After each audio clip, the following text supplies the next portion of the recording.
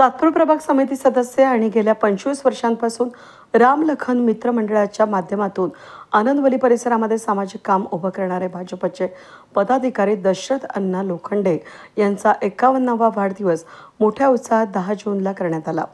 दशरथ अण्णा लोखंडे यांच्या वाढदिवसानिमित्त आनंदवली या ठिकाणी हॉटेल व्हेज अरोमा या ठिकाणी अभिष्ट चिंतन सोहळ्याचं आयोजन करण्यात आलं होतं। या सोहळ्याप्रसंगी मान्यवरांनी दशरथ लोखंडे यांना शुभेच्छा देत आनंदवली प्रभाग 8 परिसरामधील भाजपचे मोठं काम उभं केलं आहे आणि पक्षाने दिलेल्या जबाबदारीचं काम पूर्ण केलं असल्याचं भाजपचे पदाधिकारी अशोक जाधव यांनी यावेळी सांगितलं।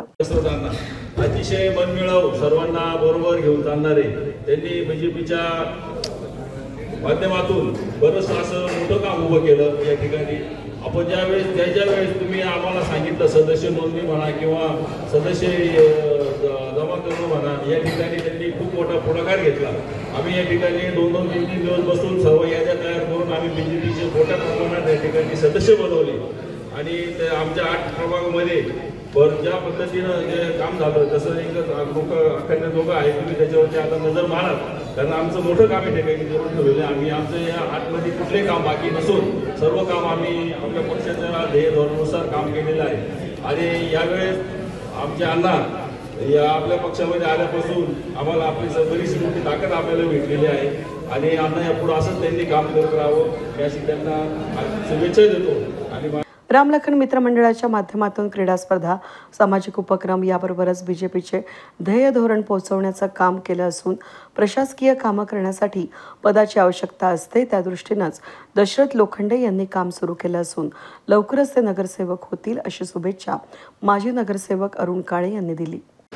भावी नगरसेवक होण्याच्या दृष्टीने दशरथ अण्णांनी या ठिकाणी आपली वाटचाल सुरू केलेली आहे।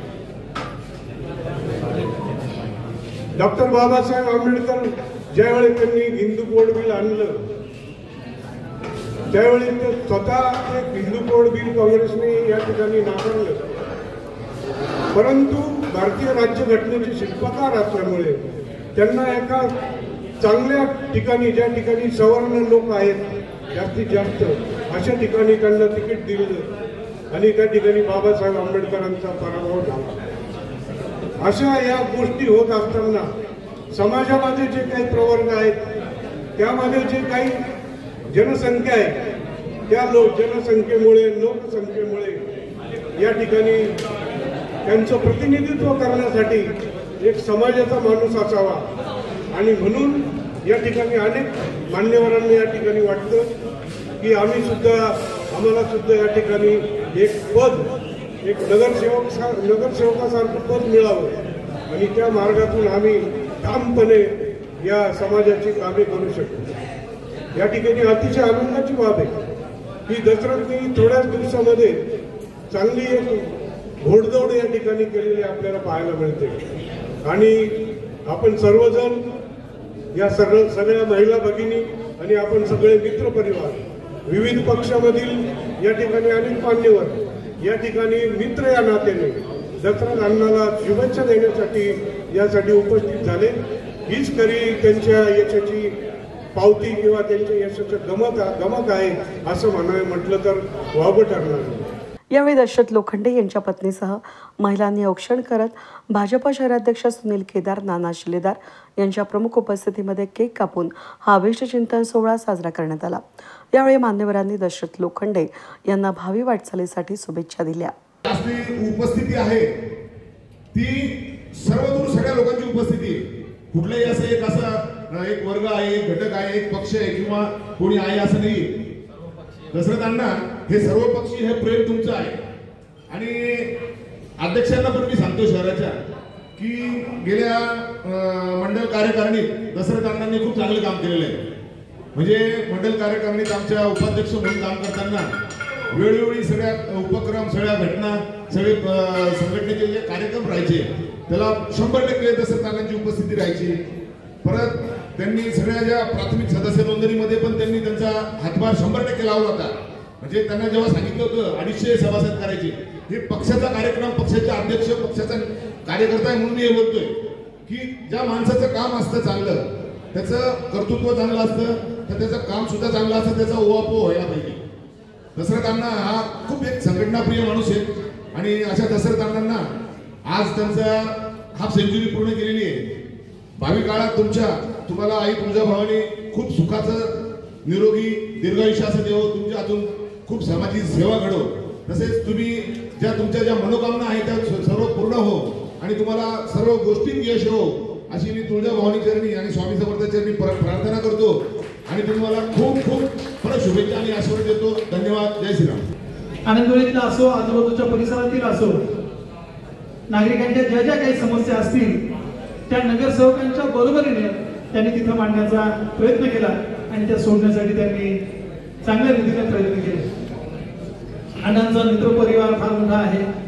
क्रिकेट असोसिएशनमध्ये ते चांगलं काम करतात. तसंच रामलखन मित्रमंडळ हे त्यांनी अतिशय आपल्या किशोर वयापासून चालू केलं आणि आजही या मंडळाच्या माध्यमातून ते चांगल्या रीतीने समाजकार्य करतायत. त्यांच्या मनात ज्या काही मनोकामना आहेत त्या नवशा गणपती त्यांच्या पूर्ण करत अशा मी त्यांना मनोमन सदिच्छा देतो. वाढदिवसाच्या निमित्तानं त्यांना आमच्या भालेराव कुटुंबाच्या वतीनं, भारतीय जनता पार्टी नाशिक महानगराच्या वतीनं खूप खूप शुभेच्छा देतो आणि थांबतो. जय हिंद, जय महाराष्ट्र. आणि असलेल्या बऱ्याच लोकांचं मी चेहरा बघतोय का प्रत्येकाला बोलायचंय, त्याच्यामुळे मी तुमच्यात आणि त्यांच्या बोलण्यामध्ये मी जास्त वेळ घेणार नाही. एक शेर या निमित्ताने सांगतो. खुदी को कर बुलंद इतना हर तकदीर से पहले, खुदा बंदे से खुद पूछे बता तेरी रजा क्या है. प्रत्येकाच्या बोलण्यामध्ये जबाबदारी पडल्यानंतर अनेक वेगवेगळ्या माध्यमातून आपल्या भागाचा विकास ज्या माणसाने घेतला त्या माणसाचा आज वाढदिवस आहे.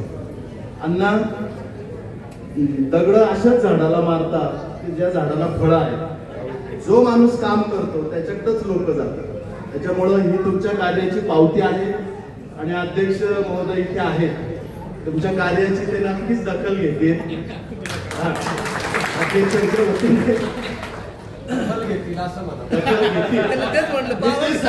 दखल घेतील. तुम्ही असंच काम करत राहा. या मंगल दिनी आपल्या सर्व शुभेच्छा, आपल्या इच्छा आकांक्षा आई तुळजाभवानी पूर्ण करो अशी मागणी मी त्या मातेकडे करतो. आपल्याला खूप खूप शुभेच्छा देतो. या ठिकाणी आम्हाला बोलवलं कारण नगरसेवक नसताना सुद्धा त्यांनी अतिशय खूप कामं केले. तळागाळातनं सुद्धा त्यांनी सामाजिक कार्य खूप केले आणि असं म्हणतात की नगरसेवक पाहिजे, कसं नगरसेवक पाहिजे. त्यांनी समाजाचं स्वतः खर्चाने त्यांनी खूप कामं केली. मशाभूमीपर्यंत असेल, गटारचे असेल, ड्रेनेज असेल, स्ट्रीट लाईट असेल आणि आत्ताच आपल्या आमदार समता हिरे यांच्या माध्यमातून आताच बळवंतमध्ये एक सामाजिक मोठं सभागृह त्यांनी त्याच्या प्रयत्नातून साकार केलंय.